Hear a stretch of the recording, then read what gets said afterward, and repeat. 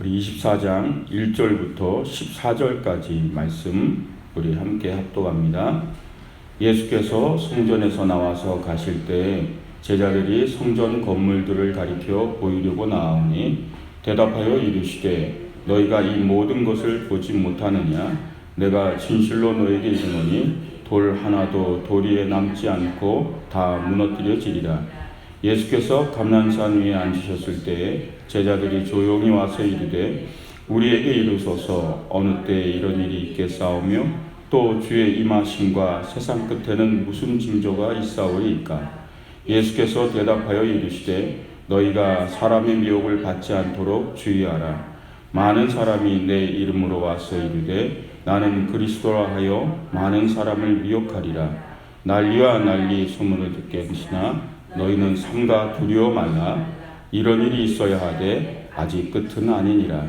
민족이 민족을 나라가 나라를 대적하여 일어나겠고 곳곳에 기근과 지진이 있으리니 이 모든 것은 재난의 시작이니라. 그때 사람들이 너희를 환난에 넘겨주겠으며 너희를 죽이리니 너희가 내 이름 때문에 모든 민족에게 미움을 받으리라. 그때 많은 사람이 실족하게 되어 서로 잡아주고 서로 미워하겠으며 거짓 선지자가 많이 일어나 많은 사람을 미혹하겠으며 불법이 성함으로 많은 사람의 사랑이 식어지리라. 그러나 끝까지 견디자는 구원을 얻으리라. 이 천국 복음이 모든 민족에게 증언되기 위하여 온 세상에 전파되리니 그제야 끝이 오리라. 아멘. 한번 따라 하시기 바랍니다. 미혹과 미움과 불법을 이기는 사람. 이 마태복음 24장과 25장은 종말에 대한 말씀을 주님이 하신 말씀이에요. 되게 무겁습니다. 그래서 점점 이제 복음서가 뒤로 갈수록 주님이 이제 이 땅에 계실 시간은 이제 얼마 없고 주님은 이제 후에 있을 일들을 얘기하기 시작해요. 그래서 마태복음 24장하고 25장은 종말에 대한 얘기를 하면서 그 말씀들은 굉장히 무거운 말씀들이 됩니다. 그래서 어제도 말씀 나눴지만 화 있을진저 이러면서 주님께서 경고를 하신 거예요. 주님은 우리에게 저주하지 않습니다. 그 말씀은 저주의 말씀이 아니에요. 그만큼 우리에게 중요한 것이 무엇인지를 말씀해 주시고 또 마태복음 24장 이제 또 25장에 이어지는 이 말씀들은 주님이 먼 미래를 내다보시면서 우리가 바라봐야 될 것이 무엇인지 정말 중요한 이 말세의 때를 지금 얘기하고 있어요. 1절에 우리가 읽었지만 주님이 자주 하시던 말씀이죠. 예루살렘 성전을 가르쳐 돌 위에 돌 하나도 남지 않으라 그랬어요. 그게 시작이라고 얘기하신 거예요. 그게 시작이라고. 예루살렘의 멸망. 제자들이 감람산에 앉아 계실 때 이제 와서 묻습니다. 그 말씀 들은 걸 생각하고 예루살렘이 멸망이라면 그건 말세라고 그때 당시 제자들은 생각했던 것 같아요. 그래서 주님께 말세의 징조가 뭡니까? 돌 하나도 돌 위에 남지 아니하고 성전이 다 그런 무너지는 말세가 온다면 그 징조는 어떻습니까? 이렇게 오늘 물은 거예요. 근데 주님은 거기서부터 이제 쭉 얘기를 하시는 거예요. 오늘 14절까지. 그러면서 14절에 뭐라 그러죠? 이 천국 복음이 모든 민족에게 증언되기 위하여 온 세상에 전파되리니 그제야 끝이 오리라. 쭉 수많은 말씀을 하시고 14절에 예루살렘 멸망을 시작해서 천국 복음이 온 세상에 다 전파돼서 끝이 온 복음이 세상에 전해졌을 때 끝이 오리라. 그리고 그 사이의 일들을 얘기한 게 오늘 이제 내용들이에요. 그 사이의 일들.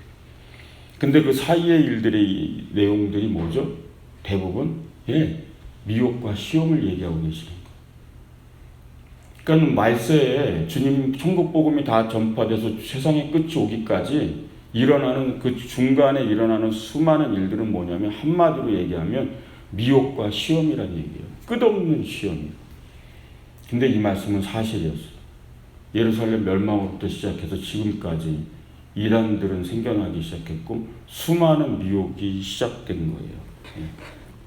그래서 시험에 빠지지 않고 미혹에 빠지지 않기 위해서 우리는 그거를 싸우고 그걸 알기 위해서는 하나님 말씀을 더 알아야 되고요. 하나님을 더 알아야 되고 진리를 더 알아야 되는 거예요. 그게 중요한 거예요. 이 땅에서 좀 더 잘 먹고 잘 살고 누리고 사는 것이 아니에요. 결국 여기에 빠지게 되면, 이 시험에 빠지게 되면 정말 큰 위험을 당할 수도 있는 거기 때문에 그래요. 한번 따라 하시기 바랍니다. 미혹에 빠지지 말라. 오늘 세 가지를 얘기하고 계세요, 이 본문에는. 그런데 첫 번째는 미혹이에요. 4절과 5절에 예수께서 대답하여 이르시되 너희가 사람의 미혹을 받지 않도록 주의하라. 많은 사람이 내 이름으로 와서 이르되 나는 그리스도라 하여 많은 사람을 미혹하리라. 초대교회 때부터 지금까지 이단들은 그 뿌리를 가지고 있어요.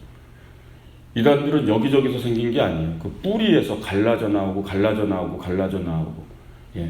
그래서 이단의 뿌리를 찾아가면 이단도 한 줄기에서 거의 나와요. 그냥 크게 나누면 국외파와 국내파가 있을 뿐이죠. 계속 그 안에서 나와요. 그래서 신천지, 구원파, 여호와의 증인, 그 수많은 안상원 증인의 앞으로도 이단은 계속 나올 거고요. 지금 새로운 이단들도 또 등장하고 있어요. 거기서 나와요. 거기서 뛰쳐나온 사람이 또 이단을 만들어요. 왜? 그걸로 돈 버는 법을 배웠거든요. 이단들은 종교를 통해서 돈 버는 법을 배우기 때문에 거기에 있지 않아요. 그거를 보고 안 사람들은 다시 나와서 이단을 만듭니다. 자기가 교주가 되면 얼마든지 돈을 모을 수 있으니까. 성도들의 돈을 그냥 갈취하는 것이죠. 그래서 이단들은 대부분 비슷한 원리를 가지고 있는데 그 첫 번째가 뭐냐면 여러분들이 아주 판단하기 쉬운 거예요. 그 첫 번째가 뭐냐면 성경을 전체를 가리키지 않아요. 말씀 전체를 얘기하지 않아요. 항상. 이단들의 특징은요. 일부분의 말씀만 강조해요. 그리고 그것만 가지고 거의 성도들을 얘기해요. 두 번째는 성경 외에 다른 교리가 있어요. 그게 이단들의 특징이에요. 제가 앞서 얘기한 이 신천지부터 모든 데들은 다 이렇게 공통점을 가지고 있어요. 원리 강론 해서 다 따로 있어요. 그리고 실질적으로 성경은요 뒤로 치워놓습니다. 그리고 원리 강론을 가리켜요. 그 원리 강론은 보통 대부분 이렇게 성경에서 구절들을 뽑은 거예요. 600구절, 700구절, 800구절 뽑아가지고요. 그걸 가지고 만든 그들의 교리를 가리켜요. 사람들은 근데 여기에 다 미혹을 당해요. 상당히 많은 수가 있어요. 여러분도 알다시피 통일교부터 시작해가지고 여호와의 증인 얼마나 커요. 여러분 이해가 안 되죠. 왜 이렇게 이단들이 커져가고 사람들은 거기에 다니는지. 안 가보면 잘 모를 것 같지. 잘 보면요 알 수 있어요. 이단들이 추구하는 건요 영적이지 않아요. 육적입니다. 육적인 것을 추구하면 결국은 가요. 그래서 많은 사람들이 이단에 빠진 다음에 원망을 해요. 하나님 원망을 하고 세상을 원망하고 원망하는데 자기 욕심에 이끌려 미혹되니라 성경에 기록되어 있어요. 이단에 미혹되는 사람들은 다 자기 욕심 때문에 그래요. 욕심 때문에. 부인할 수가 없어요. 욕심이 있는 사람들이 거의 다 이단에 끌려갑니다. 욕심이 없다고요? 있어요. 보면. 다 인간의 육적 욕망 때문에 끌려가요. 대부분 이 사람들이 포장하고 있는 건 친교, 구제, 나눔 이런 걸로 사랑으로 포장하고 있어요. 그래서 여기에는 사랑이 있다 그래요. 여기에는 사랑이 있다고, 여기는 따뜻함이 있다고. 그래서 미혹되는 거예요. 말씀은 없어요. 진리는 없어요. 근데 진짜 하나님의 말씀과 하나님의 진리는 없다고요. 마찬가지예요. 우리 교회도 친교만 있고 그저 나누고 이런 것들이 사랑이다. 그리고 만약에 말씀이 없다 그러면 그건 큰 문제예요. 진리가 없다 그러면. 결국은 드러나게 되죠. 나중에 안 뒤에 이단을 뛰쳐나오기는 쉽지가 않습니다. 제가 청년의 지역장 할 때도 대순진리에 끌려갔던 청년 끌어내냐고 얼마나 고생을 했는지 몰라요. 여기도 순복음교회 정도 되는 청년부니까 내주지 않습니다. 한번 끌려가면 어마어마합니다. 근데 결국은 끌려간 아이들, 끌려간 사람들 마음을 보면 다 자기 욕심이에요. 자기 육적 욕구를 채워준다는 거죠. 거기 가면은 선물도 주고, 거기 가면 날 친절하게 해주고, 따뜻하게 해주고, 늘 형, 동생, 누나들이 늘 감싸주고, 예? 다 그래요. 하나님의 교회 안성회 중에 다 그렇습니다. 근데 결국은 드러나게 되면 다 그거예요. 포장하고 있는 거죠. 진실한 사랑은 없죠. 왜? 하나님의 사랑이 없으니까. 하나님의 말씀도 모르고, 하나님도 모르니까. 주님은 얘기하십니다. 결국 왜 사람들이 말세의 징조는 이 미혹의 그 근원이 육적인가를, 그러면서 주님은 노아의 때를 얘기하고 롯의 때를 얘기해요. 소돔과 고모라 때를 비유합니다. 37절 38절에 노아의 때와 같이 인자의 임함도 그러하니라. 홍수 전에 노아가 방주에 들어가던 날까지 사람들이 먹고 마시고 장가들고 시집가고 있으면서 홍수가 나서 그들을 다 멸하기까지 깨닫지 못하였으니 인자의 임함도 이와 같으리라. 네. 주님 오는 마지막 때까지 홍수 심판을 얘기하면서 그런 거예요. 사람들은 계속 육적인 일에 몰두했다는 얘기예요. 먹고 마시고 시집가고 장가가고. 그러다 홍수 심판이 오는 걸 몰랐다는 얘기예요. 롯의 때도 마찬가지예요. 누가복음 17장에 얘기합니다. 28절 30절에 또 롯의 때와 같으리니 사람들이 먹고 마시고 사고 팔고 심고 집을 짓더니 롯이 소돔에 나가던 날에 하늘로서 불과 유황이 비오듯 하여 저희를 멸하였느니라. 인자의 나타나는 날에도 이러하리라. 마지막 때를 이 두 이야기를 비유로, 홍수 심판과 소돔과 고모라의 심판을 비유로 주님은 마태복음 누가복음에 다 얘기하고 계세요. 공통점은 뭐죠? 사람들이요 육적인 일에 몰두하고 있다. 늘 육적인 일에, 영적인 일이 아닌, 하나님을 아는 것은 관심은 없고요, 말씀엔 관심이 없어요. 진리 따위는 필요 없어요. 내가 오늘 살아가는 삶에 내게 필요한 것이 뭐고, 내게 만족을 주는 것이 뭐고, 그러다 보니까 미혹이 되는 거예요. 그리고 그것을 채워주는 교회가 있다면 거기를 가는 거죠. 대부분 그런 교회들은 이단이 대부분이에요. 영의 것을 채우고 진리를 채우고 하나님의 은혜와 말씀을 채우는 것이지 육적인 것을 채우는 것이 아니거든. 결국 근데 우리의 성향은 그게 있는 거죠.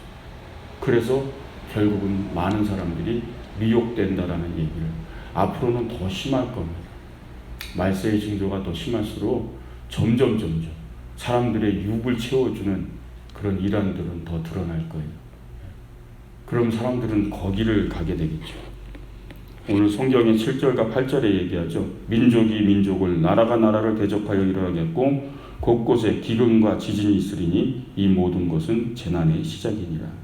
결국 우리가 몰두하던 육적인 것들은요, 바로 이런 전쟁, 기근, 지진, 이것 앞에 다 사라지고 무너지는 거예요. 그렇게 힘없는 것들이라는 거죠. 모든 것이, 우리가 추구하는 육적인 것들이 사라질 때가 온다라는 거예요. 그래서 우리는 우리 삶의 방향에 신경을 써야 되는 건 뭐냐면 내 영혼에 대한 부분이에요. 내 영혼이 얼마나 건강한가, 내 영적 상태가 얼마나 건강한가, 내 자녀의 영적 상태가 얼마나 건강한가, 내 가족들의 영적인 모습이 얼마나 건강한가, 내 남편과 아내가 영적 상태가 얼마나 건강한가, 내 친구들의, 내 교우들의 영적 상태가 얼마나 건강한가, 교회의 영적 상태가 얼마나 건강한가, 거기 관심을 가져야 돼요. 그래야 미혹되지 않습니다. 그리고 그걸 추구하는 것이 하나님이 이 말세를 대비하는 제자들의 가르침임을 믿으시기 바랍니다. 두 번째 따라하시기 바랍니다. 미움에 빠지지 말라.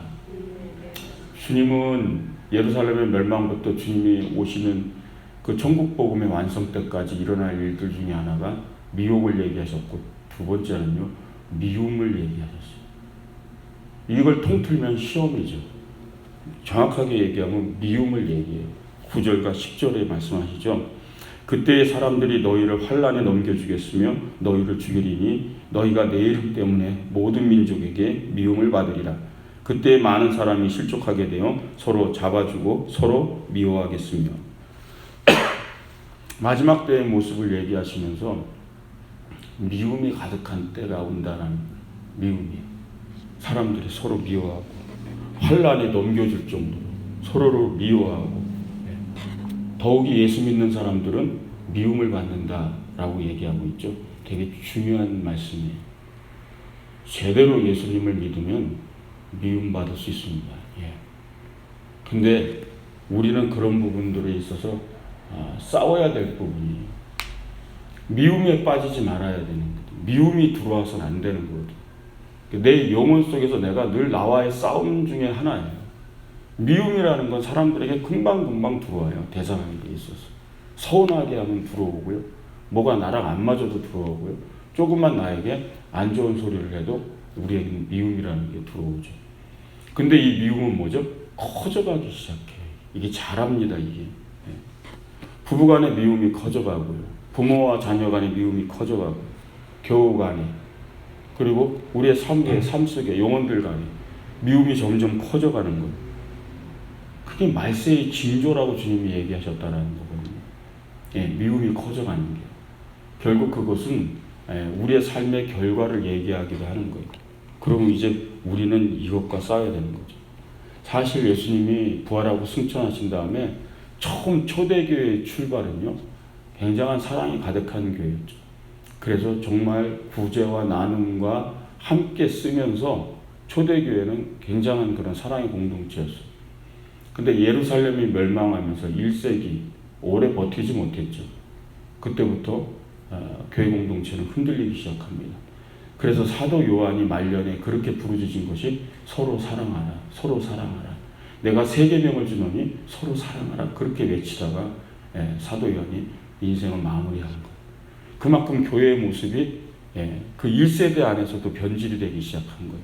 베드로의 초대교회에 출발했을 때는 그 사랑 가득한 공동체가 미움 안에 흔들리기 시작하고, 사도 요한의 말년의 그 모습은 공동체가 그 모습을 잃었던 거거든요. 우리가 가져야 될 중요한 거거든요. 그래서 우리는 이 신앙과 믿음의 생활하면서 미움에 빠지지 않도록 늘 나를 관리해야 될 줄 믿으시기 바랍니다. 로마서 14장 13절에 이런 말씀이 있어요. 그런즉 우리가 다시는 서로 판단하지 말고 도리어 부딪힐 것이나 거칠 것으로 형제 앞에 두지 아니할 것을 주의하라. 부딪힐 것이나 거칠 것을 형제 앞에 두지 마라. 결국은 부딪힐 것인데, 부딪히면 걸림돌이 될 것이고 부딪힐 돌인데 그걸 왜 거기 앞에다가 두냐는 거예요. 그걸 앞에다 두고 살지 말라. 그게 뭐예요? 그게 미움을 얘기하는 미움의 돌이에요. 결국은 너와 나 사이에 걸림돌, 부딪힐 돌을 두고 왜 사냐는 거예요. 형제가. 그 돌을 치우라는 거예요. 그 미움의 돌을 치우며 사는 게 우리의 인생인 걸 믿으시기 바랍니다.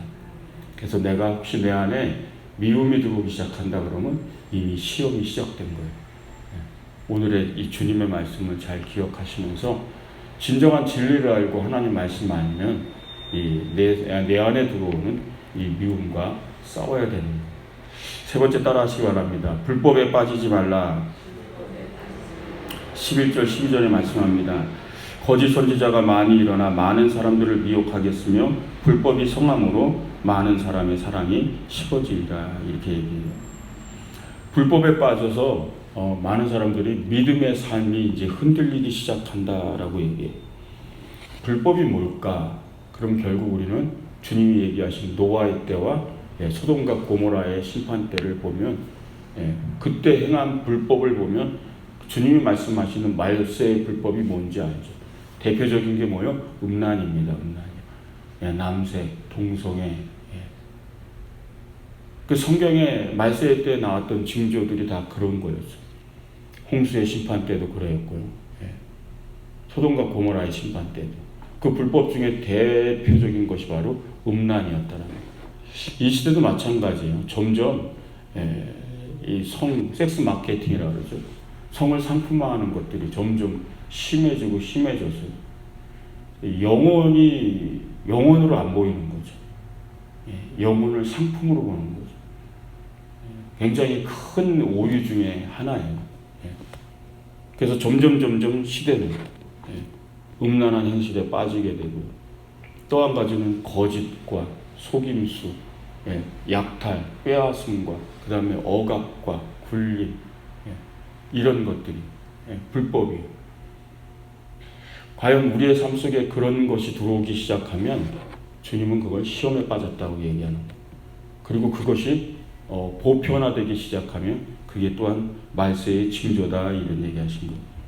그래서 로마서 13장에 이런 말씀이 있죠. 자다가 깰 때인즉 어둠의 일, 즉 방탕과 술 취함과 음란과 호색과 쟁투와 시기를 삼가라 이렇게 경고하고 있어요.